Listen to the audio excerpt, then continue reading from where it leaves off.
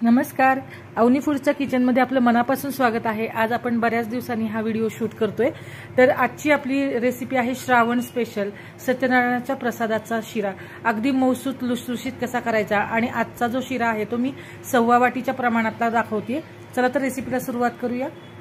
सत्यनारायणाच्या प्रसादासाठी काय काय साहित्य लागते ते बघूया।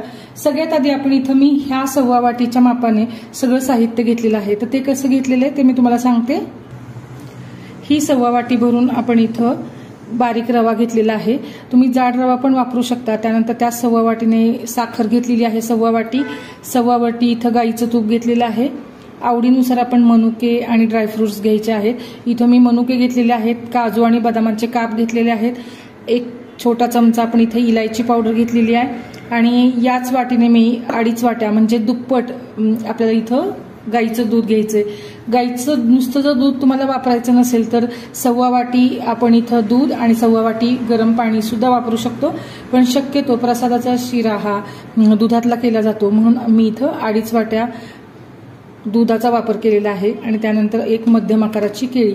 इतक्या साहित्यासाठी त्या शिऱ्यासाठी हे केळीचं प्रमाण अगदी योग्य आहे। चला तर पुढची कृती करूया। शिरा करायला घेऊया। स्टीलची कढई इथं मी मध्यम आचेवरती गरम करायला ठेवलेली आहे आणि आता आपण जे तूप घेतलं होतं 1.25 वाटी ते तूप आपण इथं गरम करायला घेऊया। तूप थोडंसं तापलं की त्यामध्ये लगेच आपण घेतलेला 1.25 वाटी रवा घालून घ्यायचा आहे। इथं मी बारीक रवा वापरलाय, तुम्ही जाड रवा सुद्धा वापरू शकता। आता घेतलेलं तूप तुम्हाला रव्यापेक्षा कदाचित कढईमध्ये जास्त दिसत असेल, पण सत्यनारायणाच्या प्रसादाचे जे प्रमाण आहे ते समप्रमाणात असतं आणि तुपाचा इथं फारसा विचार केला जात नाही। समप्रमाणातच तुपाचा वापर केला जातो, त्यामुळे प्रसादाची चव आणखीन जास्त वाढते। आणि जसं जसं आपण तुपामध्ये रवा भाजायला लागतो तसं तसं तूप रवा शोषून घेतो। आता आपल्याला 4 ते 5 मिनिट हा रवा तुपाबरोबर भाजला की आपण जे मध्यम आकाराचं केळ घेतलं होतं, शक्यतो ते केळ पिकलेलंच घ्या, त्याचे आपण बारीक काप करून ह्या भाजलेल्या रव्या आणि तुपामध्ये घातले, जेणेकरून हे जे केळीचे काप आहेत ते तुपामध्ये मस्त तळले जातील आणि एकजीव असे रव्याबरोबर मस्त असे भाजले जातील। तुम्हाला कळणारही नाही नंतर रवा भाजून झाल्यावरती की यामध्ये आपण केळाचे तुकडे घातले होते, इतकं ते एकजीव होतं मिश्रण। त्यामुळं ही प्रोसेस तुम्ही अगदी याच प्रमाणात करा। एक 4 ते 5 मिनिट रवा थोडा भाजून झाला की लगेचच आपण केळ भाजायला घ्यायचे। त्याचबरोबर आपण साईडला जे दूध घेतलं होतं 2.5 वाट्या ते आपण इथं गरम करायला ठेवलेले। आता आपल्याला रवा सोनेरी होईपर्यंत छान असा भाजून घ्यायचा आहे।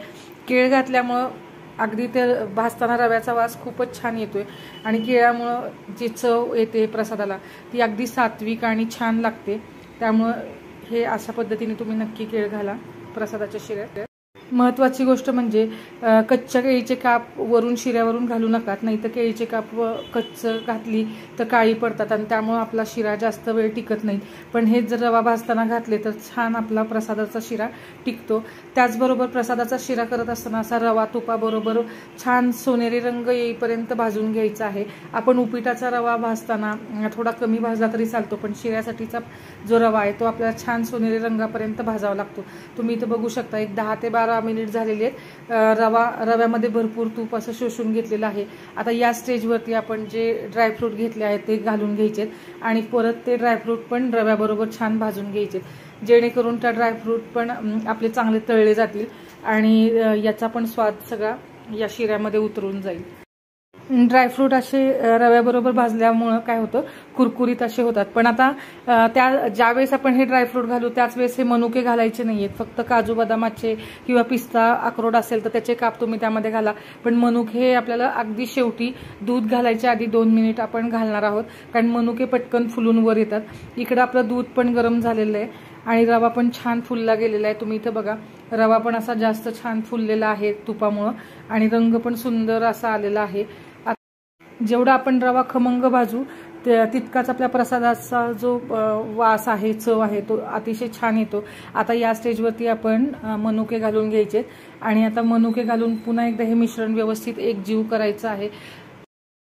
हा शिरा करत असताना फार घाई गडबड करायची नाहीये, व्यवस्थित वेळ घेऊनच आपल्याला हा छान रवा भाजून घ्यायचा आहे, जेणेकरून आपला जो प्रसादाचा शिरा आहे तो अप्रतिम होईल। त्याचबरोबर अगदी प्रसादाची चव सगळ्या अर्थाने त्याच्यामध्ये उतरायला हवी। आता व्यवस्थित मिक्स करून झालं की आपण इथं दूध घालून घेणार आहोत। तर आता दूध तर आपलं तापलेलंच आहे, असा छान सोनेरी रंगावरती भाजला की यामध्ये आणखीन प्रसादाचा अर्क उतरण्यासाठी इथे मी 5-6 तुळशीची पानं घातलेली आहेत।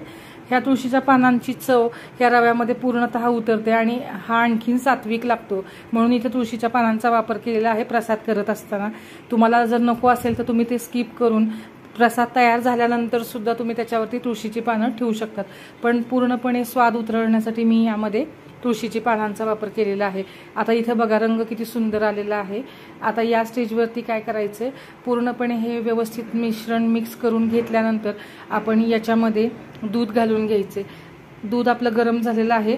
आता दूध घालत असताना एक गोष्ट लक्षात ठेवायची की इथे थोडं थोडं करत दूध घालायचे, एकदम दूध घालायचं नाहीये, कारण जर तुम्ही एकदम रव्यामध्ये दूध घातलं तर काय होतं, हे तुमच्या अंगावरती उडण्याची शक्यता असते।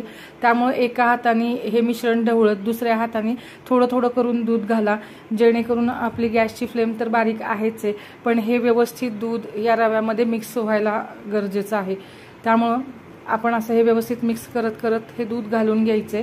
तुम्ही इथं बघा, कदाचित जेव्हा आपण दूध घातल्यानंतर ह्या रव्याचा रंग पूर्णपणे सोनेरीवरून पांढरा दिसायला लागेल, पण अजिबात टेन्शन घ्यायची गरज नाही, कारण यामध्ये अजून आपण साखर घातलेली नाहीये। दुधाच्या रंगामुळे याला पांढरा रंग येतो आणि हे मिश्रण व्यवस्थित आता मिक्स करायचे। फक्त दूध किंवा पाणी जे काही तुम्ही वापरणार असाल ते मात्र आपल्याला प्रसादाच्या शिऱ्यासाठी गरमच हवंय, गार पाण्याचा किंवा गार दुधाचा इथं वापर करायचा नाही। ही टीप तुम्ही नक्की लक्षात घ्या, यामुळे आपला प्रसादाचा जो शिरा आहे तो अगदी मऊसूत लुसलुशीत होतो। तुम्ही इथं बघा दूध घालून घेतल्यानंतर प्रसाद आपला जो आहे तो अगदी मऊसूत असा झालेला आहे। यामध्ये आपण साखर घातलेली नाही, साखर तुम्ही दुधाबरोबरच घालायची नाही, ही पण टीप लक्षात ठेवा। साखर ही नेहमी जेव्हा आपण दूध व्यवस्थित मिक्स करू रव्यामध्ये तेव्हाच त्यानंतर आपली ही साखर गेली पाहिजे। जर साखर आणि दूध जर तुम्ही एकत्रितपणे घातलं तर आपला जो प्रसाद आहे तो चिकट होण्याची शक्यता असते, त्यामुळे ही गोष्ट तुम्ही नक्की लक्षात ठेवा। साखर ही आपल्याला दुधानंतरच घालायची आहे आणि त्यानंतर ह्या प्रसादावरती आपण घालून घेतली इलायची पावडर। ही एक छोटा चमचा आहे आणि जर मोठ्या चमच्याने बघितलं तर पाव चमचा इतकी आहे। इलायची पावडर घातल्यानंतर व्यवस्थित हे मिश्रण मिक्स करून घ्यायचे आणि याला साधारणपणे 5 मिनिट आपल्याला वाफवून घ्यायचे। एक छान वाफ काढून घ्यायची याला। 5 मिनिटांनंतर उघडून बघूया, आपला प्रसादाचा शिरा अगदी तयार झालेला आहे नैवेद्यासाठी आणि त्याचा रंग पण तुम्ही इथं बघू शकता। अगदी कुठेही गाठी गुठळ्या नाहीत, अगदी सुटसुटीत असा हा प्रसादाचा शिरा तयार झालेला आहे।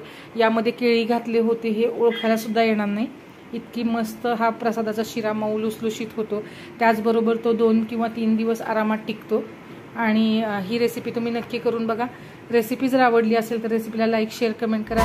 चॅनलला जर अजून सबस्क्राईब केलं नसेल तर सबस्क्राईब करायला विसरू नका आणि असेच व्हिडिओ पाहत राहा। धन्यवाद।